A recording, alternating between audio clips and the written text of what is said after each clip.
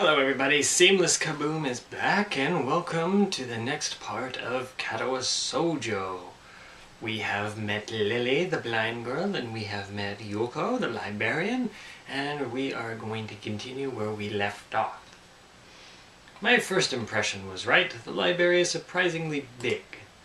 Ambling down the narrow aisles, I study the spines of the books in random order, occasionally sliding one out to read the blurb, taking it with me if it looks good. In a few minutes I have a respectable stack of books in my arms. I guess I'll never be stuck for choice in here. The normality of the library sinks in. Sure, there are large print and braille books scattered throughout, but it is what it is. A library. It's as if the calm mood from the room I had tea with Lily and snuck with us. That's not my dyslexia, that's the game's. So I'm going to go ahead and I'm going to be a grammar Nazi and correct this. It is as if the calm mood from the room I had tea with Lily snuck in with us in here. No, I guess that sentence would be right. Either way, I'm just going to go ahead and continue. Unless it was here to begin with. Something about that puts me at ease, just like before. I reach the end of the aisle and find a collection of desks set up for study or personal reading. Going a little further, though, I discover a nice quiet corner at the back. While the rest of the library has the odd student sitting at a desk, either reading or stealthily sleeping, the back is pretty much deserted. As I glance around, I see someone who I recognize sitting on one of the several beanbags. It's the dark-haired girl from my class. The one who snuck out of the classroom earlier. She's reading a book, keeping it close to her face, which makes her look like she's really into it. From the way she was acting today, I had her pegged as more of the delinquent than a bookworm. In fact, her mysterious disappearance from the class raises all sorts of whys in my head. Intrigue floats slowly but surely towards the surface, and before I know it, I'm walking towards the mysterious long-haired girl. I guess there's no harm in introducing myself, as I would with anyone else. She is a classmate, after all. Walking over to another beanbag, I take a seat and lay my books beside it. The girl starts, looking scaredly up at me from underneath her fringe. This is the first time I've seen her this close. Underneath her long, dense bangs, I could see that part of her face, at least a third, if not a half, is pretty badly scarred. I have noticed that. Her eyes are immediately drawn to my eyes, not hers. My eyes are immediately drawn to the scars, subconsciously peeking past her hair until they meet with her own eyes. For a second I am shocked and divert my eyes to the book in her hands before I realize that looking away probably only makes it worse. It takes too many seconds to collect myself and remember what I walked up to her for. Sorry, I didn't mean to startle you. Hi, I'm new here. We're in the same class. Well, you know what? I'm just gonna go ahead and say the first option because saying, hi, I'm new here, we're in the same class is kind of redundant. She already knows we're in the same class. After all, I got introduced in front of the class. So, I'm sorry, I didn't mean to startle you. It's okay. The girl certainly doesn't look like it's okay, but I let it slide. So, do you mind if I sit here? She seems to be very uncertain whether it's okay or not for me to sit, but finally she nods. Just a little. Okay. I take the seat next to her and she hides herself behind her book. Life of Pi. Never heard of it. In fact, I never heard of it until they made that movie. So, sorry again for startling you. I'm Seamless KaBoom. She looks up from her book, stalling a little before replying. I know. We are in the same class. See? I didn't have to say it. She had to be the one who was obvious. So, Her speech is stilted and so quiet that it is barely audible, even in the still library. Somehow I think that my delinquent impression of her was wrong. Hanako. I'm Hanako. I resist the urge to say that's a nice name, just to have something to say, but really it's the only thing I could think of. I feel like an idiot. Everyone here must be used to being different to each other. And here I am, all bothered and fussed about that kind of thing. Don't let me interrupt your reading. I'll just check these books, if you don't mind. She nods a little and sighs a little sigh of relief.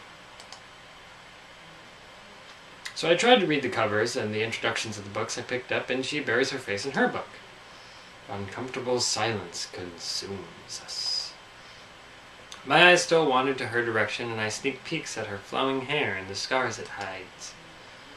After a while, I realized that she is doing the same thing, and only pretending to immerse in life of pi. Her gaze is not inquisitive at all, though. It darts around like a scared rabbit. When our gazes finally meet, the chain reaction is unstoppable. She stands up forcefully from the beanbag and takes a deep breath. I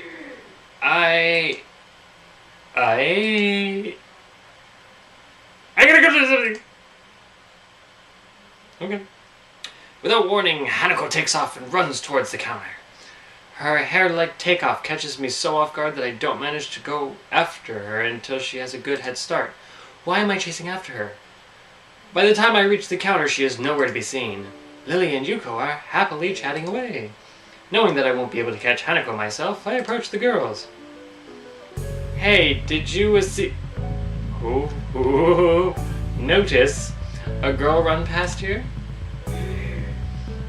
Maybe. What did she look like? Long dark hair, kinda shy. She had, well, some stars on her face. You wouldn't be talking about Hanako, would you? Yeah. That's her. I saw her reading and tried to talk to her, but I think I scared her off or something. Oh dear. Yuko, would you excuse me? I had better try and find her. Sure, I'll just hold on to these until you come back. What's going on? What did I do? I'm sorry, but I'll have to explain it to you some other time.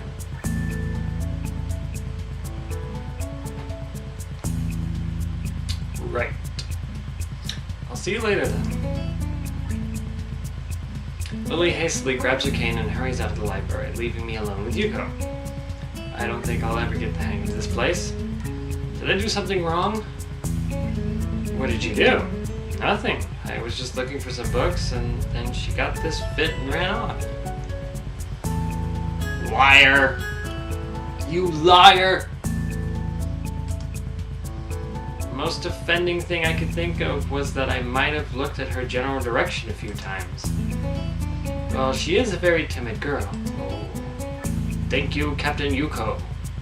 Captain Obvious. You have to be very careful around here. She can be very jumpy, I think. And she's not accustomed to talking with other people. Isn't that a bit strange? Really? I'm seriously going to ask that question after everything I've dealt with and have encountered at this school. I wonder, it's just how she is, I think. Yuko doesn't sound all that convincing. Then again, maybe this is just the norm around here. Everyone has their own problems, or else they wouldn't be here. Now I'm Captain Obvious! But how should I deal with these people? Forcing myself to act overly casually only makes me feel phony. Like I was supposed to be ignoring the elephant in the room. Yuko fidgets, looking like she wants to say something to that, but resists it. I think it's an elephant only if you feel that way. I guess she doesn't have a good sense of self-restraint. It makes me smile, and she blushes heavily. Did that sound stupid? No, it sounded really wise. It actually kind of did. I guess you're right, it's more about me than anyone else. Neither of us have anything to add, so Yuko fills the silence by shuffling some papers around. Shika shika. People who have papers on their desks really like doing that. Did you find any books? I should be closing soon. I mean, this library should be closing soon. But I have to do it. I hope that's not too inconvenient for you. Oh yeah, I want some books, but I left them over there because I'll just go get them. Smart. I fetched my stack of books from beside the beanbags where Hanako and I were sitting and returned to the counter. Wow, you read a lot, don't you? I surprise myself with that too, honestly. At least when I really think about it. I had a lot of free time earlier this year, so I just kind of started reading books to fill that time. Couldn't do much else. I see. But she doesn't say anything else and just checks out my books for me. I guess this is what they call tact. Holding the library books in one arm, I trawl my pocket for the key to the door. A sudden sound from behind me startles me, making me nearly drop the books I'm carrying or the key that I almost managed to get into the lock. Who is it? Don't tell me it's Harry Potter. Oh god, Harry Potter's back. Don't you have some chambers to... I'm not even gonna finish that sentence. I turn around to see who is talking to me. It's Kenji Potter! He seems to be in a friendly mood, although the light glinting off his glasses in the dark gives him a sinister look. It's just me. This makes him pause and lick his lips nervously. Who is me? I don't know anyone called me. Are you some new guy again? His voice is suddenly strained and quick. Yes, but we met before. Yesterday. I don't think so. I would remember someone who I met only yesterday. When was that? What day is it today? I tried to ignore him. Is he joking or what? Prove to me that we met before. You live across the hall. You're Kenji. What did I do? He's angry. Kenji jumps back, his eyes fill with an uncomprehending fear. How do you know my name? Damn, this can only mean one of two things. Either we have met, and you're telling the truth, and I just can't remember it, or you are a spy. You think I'm a spy? Yes, I'm working for he who must not be named. I have tracked you down, Potter. He pauses. A psychic spy? Really? His eyes dart around me, trying to peek into my room, although it's hard to believe he could see anything through those thick glasses. His mood swung from friendly to manic in less than a minute. I'm not psychic. How do I know that? I'm not a mind reader. Sorry, I need a moment to collect myself.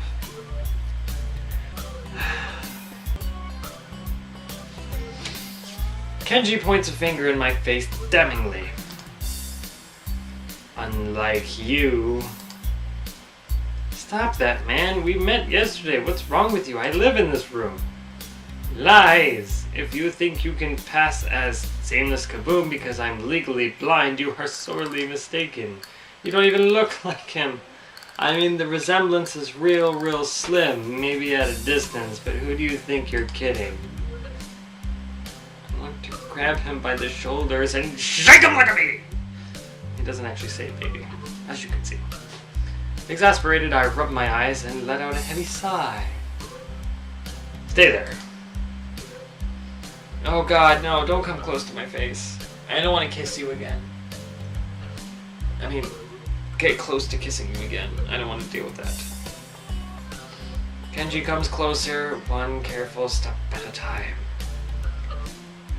Slowly I turn. Step by step.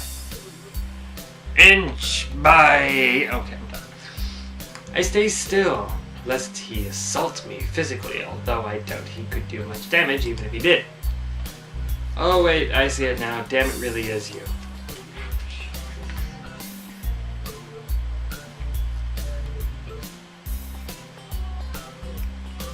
Sighing again, and then once again for good measure, I step backwards just in case. What's up, man? You don't look too good, I think. Something's wrong? I don't know, just had something stupid happen to me. A few stupid things, actually, even if you discount this one. I can't get a proper touch on other people here, and I have no idea if it's because of me or because of them. Don't know why I'm telling this to Kenji. It's not like we've had any contact either. That's rough, dude. Yeah, I'm sorry about calling you a psychic spy and all. But you can never be too careful. I want to know, how many psychic spies does this guy actually come across? It's the hard reality we live in. What are we, in the Matrix? Come on. I'm slowly starting to think that Kenji isn't necessarily living in the same reality as the rest of us. You see, this is how it works. This is how it is. This world, there is no justice, you see. Even when I lose, I win, because I don't lose the less...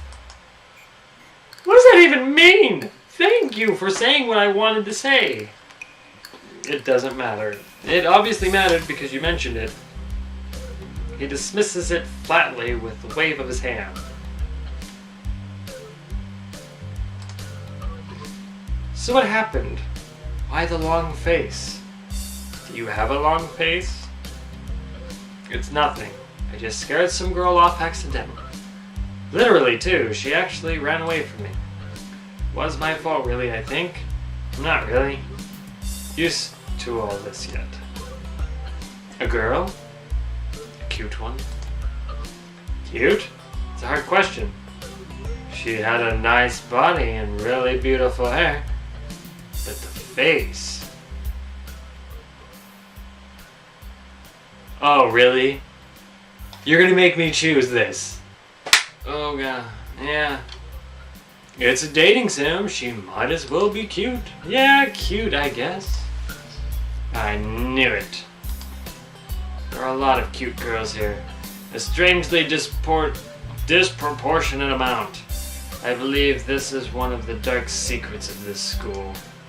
I tried to warn you, man, but did you listen? I don't remember any such warning. Dark secrets? Yes, dark secrets. Extremely dark. Like a black hole. Her black hole? Have you noticed that the number of girls in this school is slightly but significantly higher than the number of boys? It's like 60-40. Turns his head to left. Stares off into the distance at nothing. Why is it like this? I mean, to the untrained eye, it doesn't appear to be that bad. But that is a full 20%.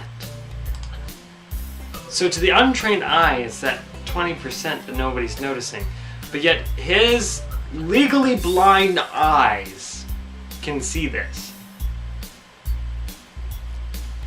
One would think that a school with such a huge pool of women would be a man's dream, but no. What I am about to tell you could blow your mind.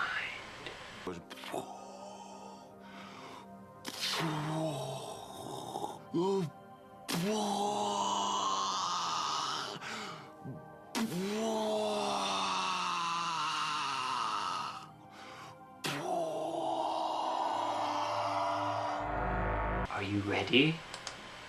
I don't know where this is going, but I think I won't be missing much by cutting out now. No, I am not ready. I only get as far as turning the doorknob before Kenji starts talking again, showing that he doesn't really care if my mind is blown or not. I believe that this school is a battleground, the site of a feminist infiltration. So not only is he legally blind, but he's sexist.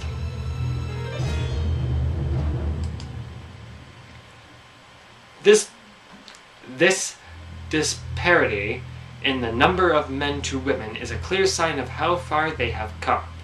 In case this Cold War turns hot, they will have superiority in numbers. Just another skirmish in the eternal war against the forces of the feminists. They're everywhere. In Japan, women outnumber men. It's not a 60-40 split, but it's only a matter of time, man. Wow, he's a conspiracy theorist.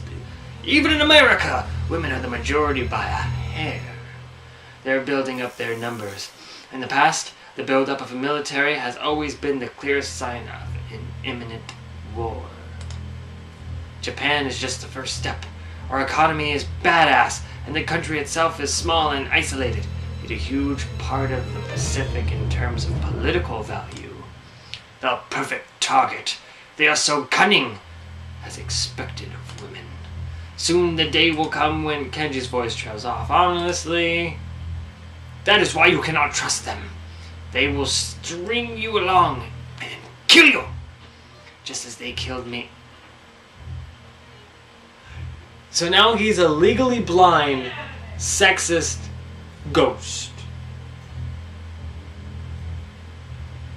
You will end up just like me. Oh, hell no. Can't stop myself from blurting it out. Hey, what the hell does that mean? You said it, not me. It's the best thing I can think of. So you're not surprised to say something like that? Damn. So rude. Oh, you're not supposed... Whatever. If I read it wrong, that's my bad. So, you have the ability to read it on your own. Where was I? Oh yeah, vast feminist conspiracy. Stop it, stop. I lost you way back there somewhere around feminist infiltration. Too hard to follow? It's cool. I have some graphs and stuff in my room, and puppets. You like puppets? No puppets. No. You don't like puppets? Okay, crafts are still cool though, right? No. He speaks energetically, responding almost before I'm done talking, moving his hands in an animated way as he continues to rant on. This is too strange. I had him pegged as relatively normal, but it's clear that I was wrong.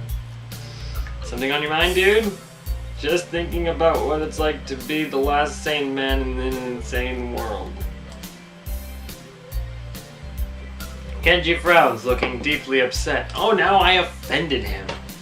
You mean that's you? That can't be, because I'm the last sane man in an insane world. That is my dream. You can't just steal a man's dream. Well, you are an orphan, and they always say you can always steal the hopes and dreams of orphans. What the hell? There can't be two last sane men. It would be invalidate of that whole last part, and the part is kind of important. There can be only one! Like in that foreign movie where there could be only one, and in the end there is only one dude left because that was the point. Oh god, they even had to reference Highlander. Really? This guy is nuts. Can we just move on? I don't know how to feel about this. Harry Potter's gone nuts. He's gone nuts. I don't think I can handle this anymore. I have never seen anyone talk so heatedly and so defensively about absolutely nothing before. Usually I'm that person. So, I don't know, I guess I'm seeing myself for who I am. Maybe, I don't know. My brain is broken.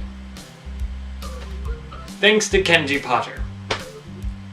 Anyway, if you wait here, I can get my graphs. I also have a list of other dark and complex conspiracies that this school holds. As tangled as... Quick! Finish my analog for me. Be a pal! What? I'm going to bed now. It's extremely late. That doesn't sound like an analogy, but whatever. I like you. You seem like a cool dude. Most people don't understand what I'm talking about when I try to explain the vast feminist conspiracy to them. Denial is a terrible thing. Later. He claps me on the back and then vanishes into his room so quickly and quietly it's like he didn't even open the door, but instead walked right through it like a ghost. I don't know if I could fully digest what just happened, so I give up and just go to my room, kicking off my shoes before falling face first into the bed. Okay, I'm gonna let you guys know I've been recording for like 15 minutes-ish. I don't know the exact time. And I've Just because of that whole sequence, I feel like I've been recording for so much longer.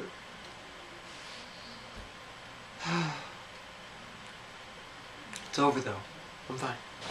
It takes some time to relax and get up so I can get started on homework. It's because the sheets are cool and comforting against my cheeks, and it feels good just lying there with my eyes closed. The school is like some kind of bizarre, surreal island. It's isolated on top of a mountain, and each person is stranger than the last. I don't know. He was kind of like the second or third person I met, and he's bonkers.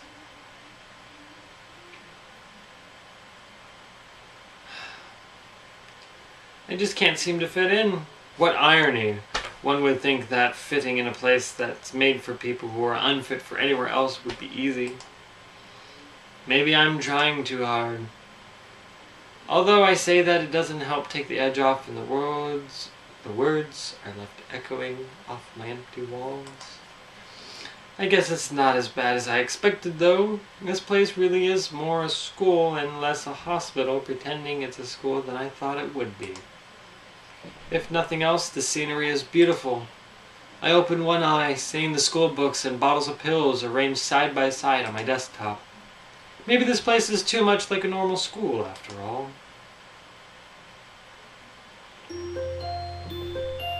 Oh boy. Scene change. Woohoo!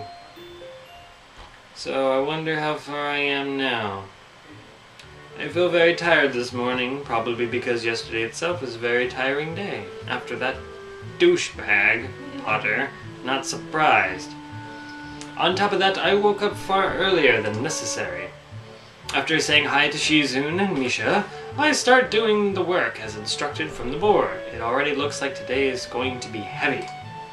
I don't have a problem with that now, though. Shizune and Misha might jump on me, trying to get an answer about whether or not I've decided to join the student council. I completely forgot about student council. Oh, God. Even if it's just one day. It's 1 day for you, bro, not 1 day for me. I forgot. I wouldn't put it past them to try, and I don't have an answer for them if they do. So this situation is convenient for me.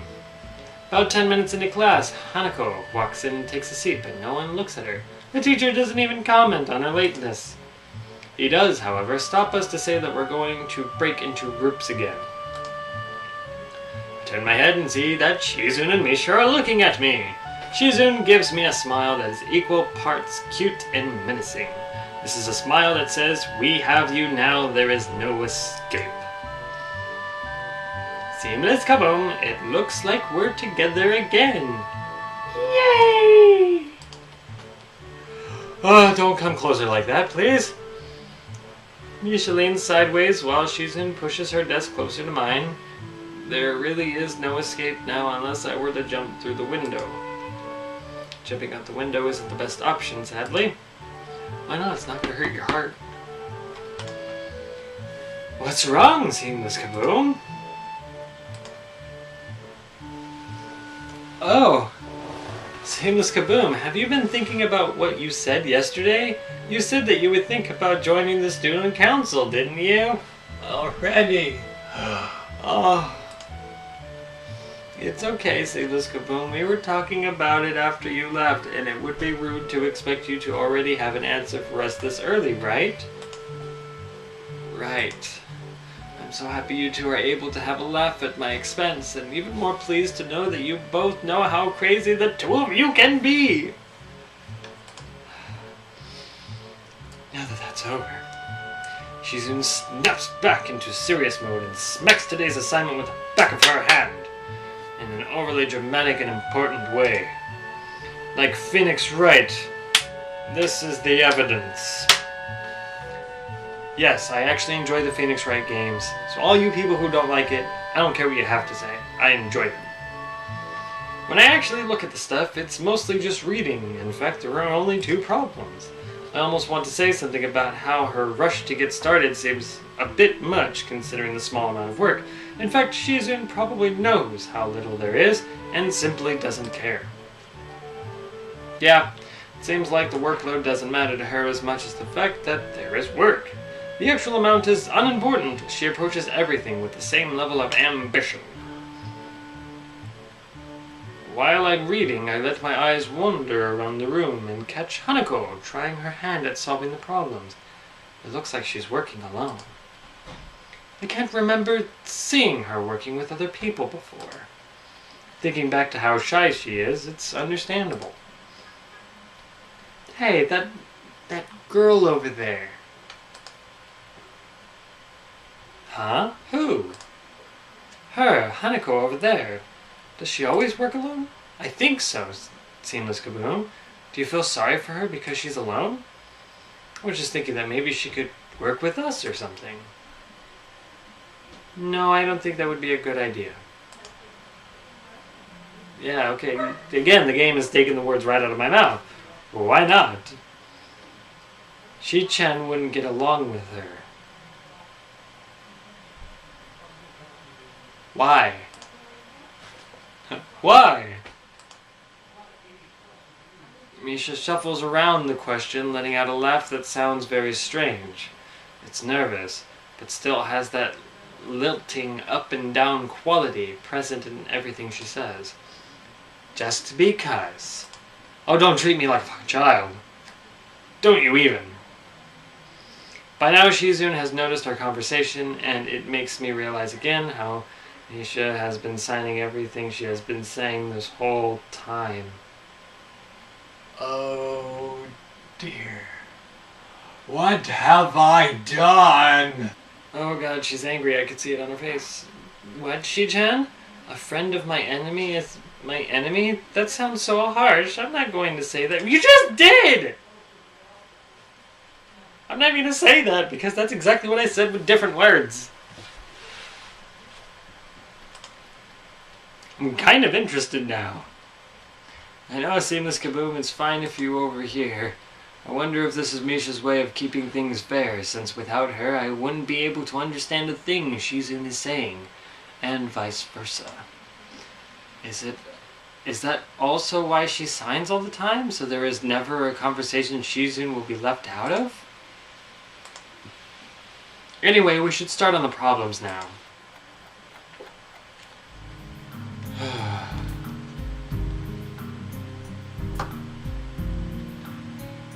Well, we just had this transition break, and I think now would be a good time to end this episode. So I finally got to encounter Hanako, the dark-haired shy girl, and now we can move along the next time and find out whatever's going to happen. So, thank you for tuning into this 5th episode of Let's Play Katawa Shoujo. Go ahead and like me on Facebook, like this video, share it, etc, etc. And until the next video, hopefully without Kenji Potter, I will see you then. Bye!